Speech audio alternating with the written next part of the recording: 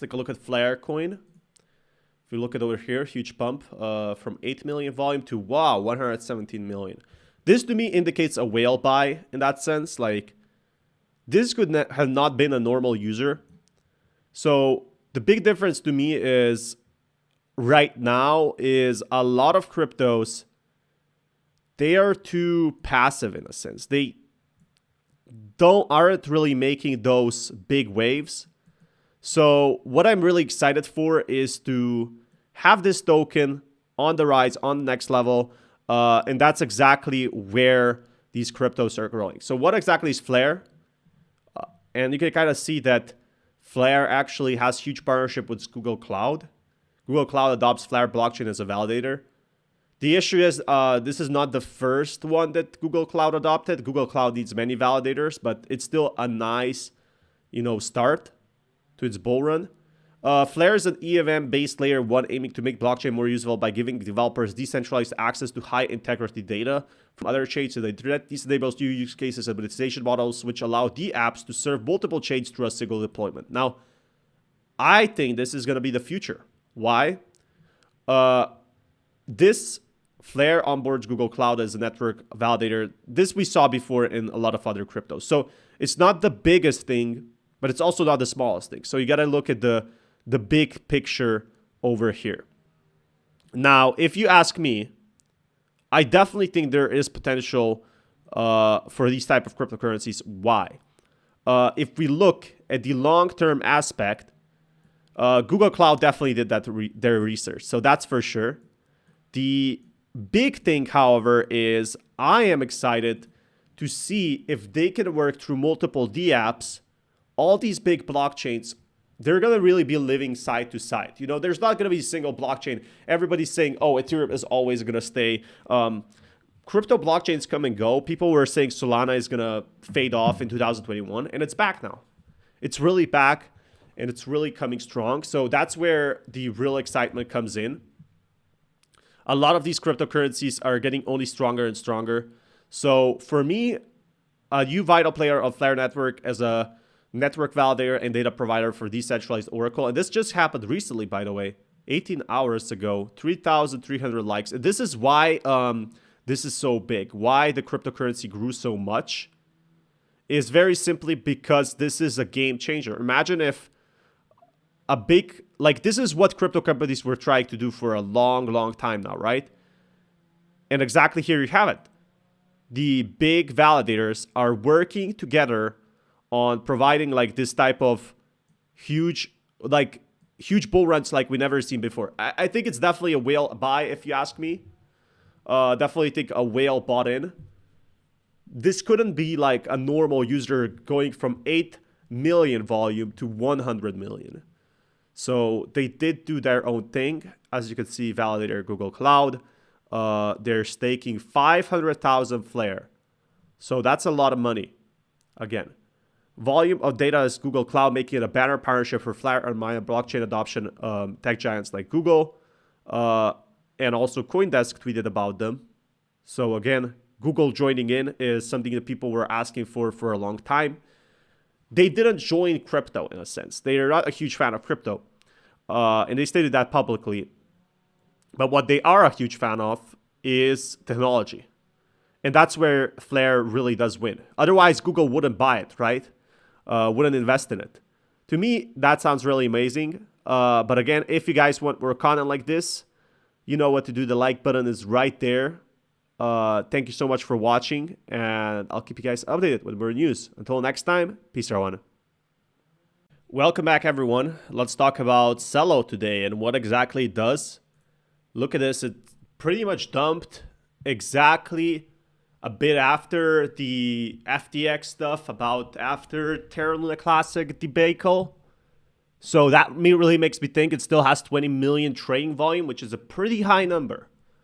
So we're going to be looking in today everything with crypto news, every single update. If you guys want more content like this, sure, smash that like button. Seems like it's still listed on Binance. This is one of those tokens that are carbon negative, permissionless blockchain with a rich ecosystem, Web3 dApps to support a more inclusive financial system. Again, last year, this was a really big thing. Everybody wanted their own carbon footprint destroying coin, because a lot of governments were saying, okay, we're not going to list Ethereum unless it's carbon good.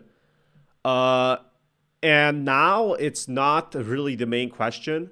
The main question is it going to be ETF sensitive? Is it going to have ETFs in a sense? And they also have CELO governance assets, several mental stable coin assets that allow for real users to use digital assets. Now, the reason why I think this coin dropped so much is for a very simple reason, and that is most people, they simply did not care enough, and they started selling this token because, and see here, there's many big projects working with Google Cloud, Deutsche Telekom, Telefonica, run validators, right? So that's the big thing here. The issue I'm worried though is very simple. Right now, what we're seeing is a problem in a sense that basically there's a lot of other projects that are going to be looking into providing something better, something stronger for the token.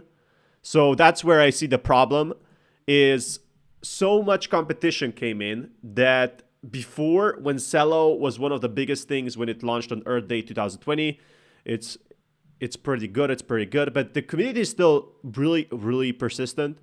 I do feel like this token is going to be a 50-50 for me, in my opinion. Again, I could be wrong. It's just from what I read before this video. EVM compatible, carbon negative. So that's a big thing. But I haven't noticed governments talk about this for quite some time. I could be wrong here, exactly. But if we take a deep look, a deep dive, you can actually notice that a lot of these cryptocurrencies, they took a big hit after other things, became more important for the government. Maybe ETFs. So before it was something different than ETFs. And I feel like that's where the big problem came from. To me, it does seem like crypto right now is still rapidly rising. So it's not that terrible in that sense. Still plenty of opportunities. The issue is where and what are we going to be seeing in the next few days? Now, the big question to me is this gonna be a game changer? And I would say yes. Like, a lot of people feel this is gonna be the big difference right now. But when? It could be 2024, could be 2025. It surpassed 324 million transactions, which is quite a good number actually. And that is the good part about it. So it does have potential, does have opportunities. Depends where and what though, what we're going to be doing with that, and how they're going to be acting on it, really. So if you guys want more content like this, be sure to smash that like button, and I will keep you guys updated with more news. But until next time, anyway, peace everyone. This token is seeing serious price bumps. What's happening with this and why did it crash so much? KLAY. I heard this back in 2021, and time goes fast. So what is this token and what does it do? Leading Korean IT company. And again, blockchain projects are really getting saturated, in my opinion, in 2024. And that's not just my opinion. Solana's taking a big market share, such is Ethereum.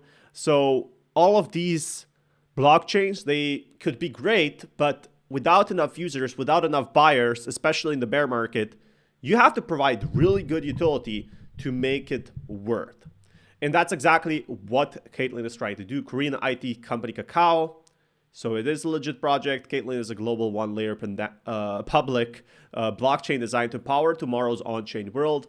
Lowest transaction latency among leading blockchains, enterprise-grade reliability, and developer-friendly environment.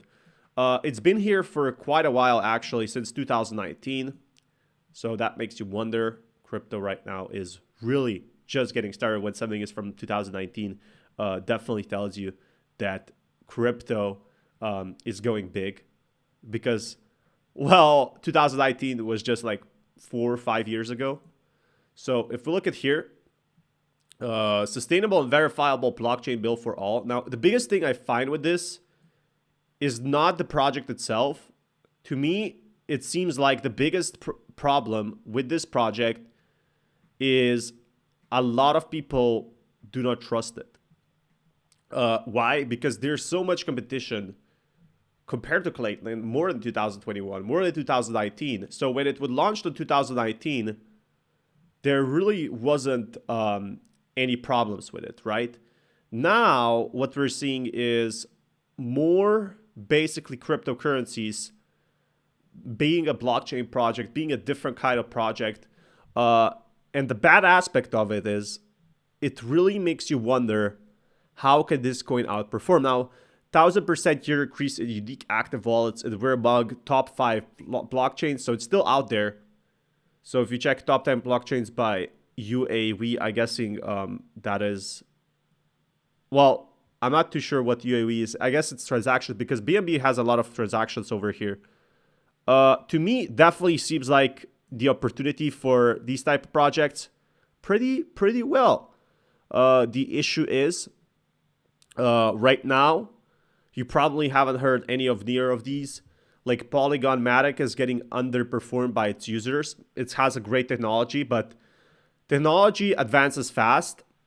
And this time, the issue I find is most cryptocurrencies, they're really replicating. They're going the next level, next way of sorts.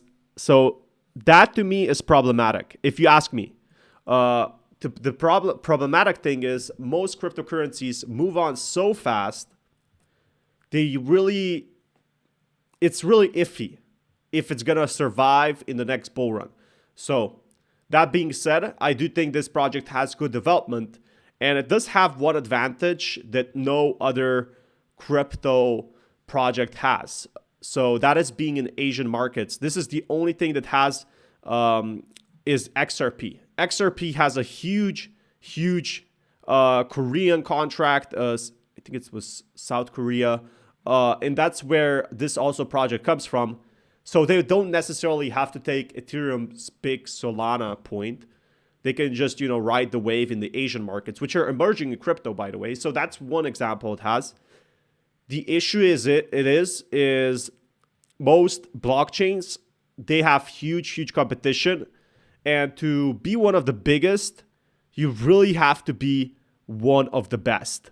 So it really makes me wonder, are these blockchain projects going to survive? I'm not too sure. And nobody knows in that sense. So I will keep you guys updated if you guys want more content like this.